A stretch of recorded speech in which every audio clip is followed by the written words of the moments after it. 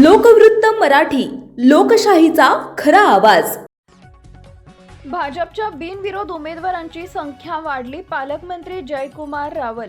धुळे महानगरपालिकेच्या निवडणुकीत भाजपाचे आणखी एक जागा बिनविरोध झाली असून भाजपचे प्रभाग क्रमांक 17 चे उमेदवार अमोल मासुळे बिनविरोध विजयी झाले आहेत। प्रभाग क्रमांक 17 मधील भाजपच्या उमेदवारांच्या विरोधातील शिवसेना शिंदे गटाच्या उमेदवाराचा चारही अपक्ष उमेदवारांनी आपली उमेदवारी अर्ज मागे घेतल्यानं अमोल मासुळे बिनविरोध विजयी उमेदवार ठरले आहेत। यावेळी आमदार अनुप अग्रवाल यांच्या पक्ष कार्यालयात धुळे जिल्ह्याचे पालकमंत्री जयकुमार रावल, आमदार अनुप अग्रवाल, माजी संरक्षण राज्यमंत्री डॉक्टर सुभाष भामरे यांच्या उपस्थितीत विजयी उमेदवारांचा सत्कार करण्यात आला। सलग तिसऱ्यांदा आपण विजयी झालो असून प्रभागाचा विकास हेच आपलं ध्येय असल्याचं विजयी उमेदवार अमोल मासुळे यांनी यावेळी सांगितलं आहे। धुळे शहरात भाजपच्या 4 जागा बिनविरोध झाल्या असून दुपारपर्यंत आणखी काही जागा बिनविरोध होतील असा विश्वास धुळे जिल्ह्याचे पालकमंत्री जयकुमार रावल यांनी व्यक्त केला आहे। भारतीय जनता पार्टीच्या वतीनं 63 जणांना उमेदवारी देण्यात आली आहे। भाजपच्या अनेक नाराज बंडखोरांना हाताशी घेत विरोधकांनी तिकीट दिली, मात्र भाजपची हिंदुत्वाची देशहिताची भूमिका लक्षात आल्यानंतर अनेकांनी माघार घेतली। अनेक बंडखोरांना विरोधकांनी स्थलांतरित करत डांबून ठेवलंय। उमेदवारांना डांबून ठेवणं चुकीचं असून प्रत्येकाला आपला निर्णय घेण्याचा लोकशाहीत अधिकार आहे, असं रावल यावेळी म्हणाले। आमच्या नाराज झालेल्या भाजप महिला जिल्हाध्यक्षांना विरोधकांकडून उमेदवारी देण्यात आली, मात्र केवळ आमिष दाखवून राजकारण टिकत नाही। खुल्या आणि लोकशाही पद्धतीनं निवडणूक लढू द्यावी असं आवाहन मंत्री रावल यांनी यावेळी केलं आहे। राज्यात भाजपला जनतेचा पूर्ण पाठिंबा असून धुळे शहराला स्मार्ट सिटी करण्याचा आमचा मानस असल्याचं मंत्री जयकुमार रावल यांनी यावेळी स्पष्ट केलं आहे। आज धुळे महानगरपालिकेच्या निवडणुका लागल्या होत्या। धुळे महानगरपालिका प्रभाग क्रमांक 17 मधून मला भारतीय जनता पार्टीने उमेदवारी दिली होती।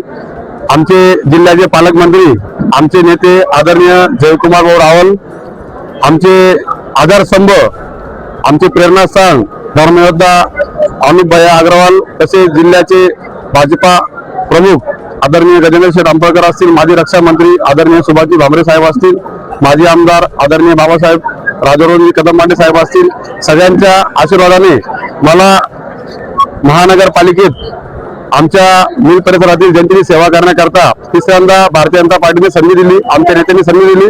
म्हणून मी प्रथमतः सर्व आमच्या नेते मंडळींचं संपूर्ण मिल परिसराच्या वतीने व मी स्वतः आमच्या नेत्यांचं शतशः ऋणी आहे।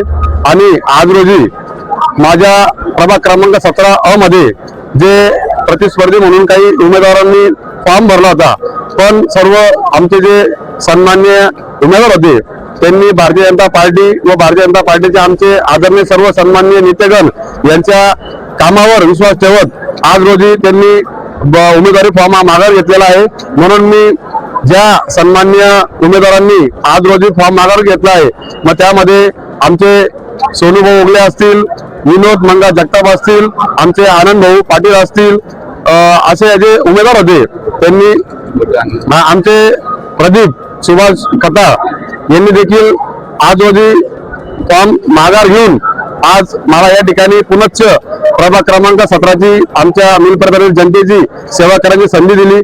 आणि आज मी आपल्या प्रसार माध्यमाच्या माध्यमातून एकच आस्वादित करू इच्छितो की आमचे नेते आदरणीय धर्मयोद्धा अनुप अग्रवाल यांनी जो माझ्यासारख्या छोट्या कार्यकर्त्यावर विश्वास दाखवून जी संधी दिली, त्या संधीचं नक्कीच येणाऱ्या काळात देखील मी सोनं करणार आहे।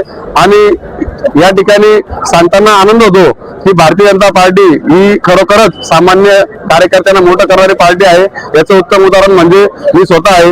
मी भारतीय जनता पार्टीमध्ये बूथ प्रमुख म्हणून देखील काम करतो।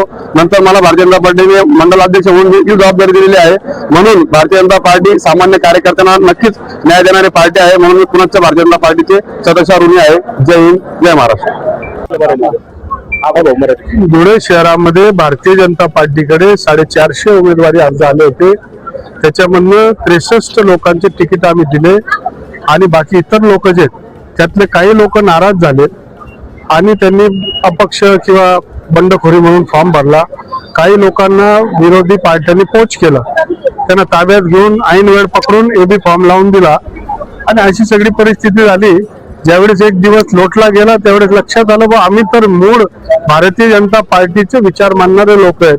आम्ही देशभक्तीने हिंदुत्वाच्या विचारांनी प्रेरित लोक आहेत आणि म्हणून आम्हाला कुठलाही लेवल खाली उभं राहायचं नाही. जे आमचं भारतीय जनता पार्टी आहे आम्ही स्वघरी राहणार. जे नाराज लोक आहेत ते त्यांनी जे बंडखोरी केलेत ते सुद्धा माघार घेतात आणि इतर आमचे जे लोकांना काही लोकांनी ताब्यात घेतलं होतं तेही माघार घेतात.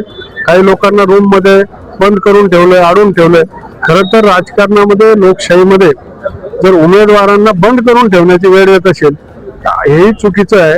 उमेदवारांना मुक्त पद्धतीने त्यांना जी भूमिका घ्यायची ती घेऊ दिली पाहिजे. आणि आपण पाहतोय की विकासाबरोबर सामान्य लोक आहेत, जनता आपल्या बरोबर आहे आणि मग अनेक लोकांनी ज्या रागाच्या भरात फॉर्म भरले होते ते विड्रॉल देखील करतात. आतापर्यंत 4 लोक माघार झालेत. अजून काय होऊ शकतात. ते झालं तर चांगलं, नाही झालं तर इलेक्शनच्या माध्यमातून जनतेला आम्ही विनंती करणारच आहे. परंतु महाराष्ट्रामध्ये विकास कामांना फार मोठा पाठिंबा मिळतो. आमचं धुळे शहर हे मागे राहून गेलंय. स्मार्ट सिटी, सुंदर सिटी त्याला डेव्हलप करण्याच्या दृष्टिकोनातून लोक या विकासाच्या प्रवाहाला पाठिंबा देतात. एकीकडे